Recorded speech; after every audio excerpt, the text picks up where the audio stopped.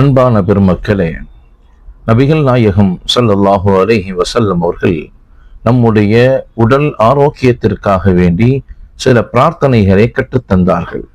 அந்த பிரார்த்தனைகளை நாம் ஒவ்வொரு நாளும் காலையில் எழுந்தவுடன் 3 தடவை, இரவு படுக்கும் போது 3 தடவை நாம் அதை கூறிவிட்டு உறங்குகின்ற போதும் எழுகின்ற போதும் அல்லாஹு தஆலா நம்முடைய உடலில் முழுமையான ஆரோக்கியத்தை வழங்குவதாக பெருமானார் ஸல்லல்லாஹு அலைஹி வஸல்லம் அவர்கள் சொல்லிய செய்தி அபூ தாவூத் ஷரீஃபில் பதிவு செய்யப்பட்டிருக்கின்றது.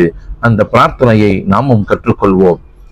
பெருமானார் ஸல்லல்லாஹு அலைஹி வஸல்லம் அவர்கள் கற்றுத்தந்தார்கள், அல்லாஹும்ம ஆஃபினி ஃபீ பதனி, அல்லாஹும்ம ஆஃபினி ஃபீ சம்இ, அல்லாஹும்ம ஆஃபினி ஃபீ பஸரி, லா இலாஹ இல்லா அன்த. இதனுடைய விளக்கம், இறைவா, என் உடலிலும் என் செவியிலும் என் பார்வையிலும் முழுமையான ஆரோக்கியத்தை வழங்குவாயாக. உன்னை தவிர வழங்குவதற்கு தகுதியானவன் யாரும் இல்லை.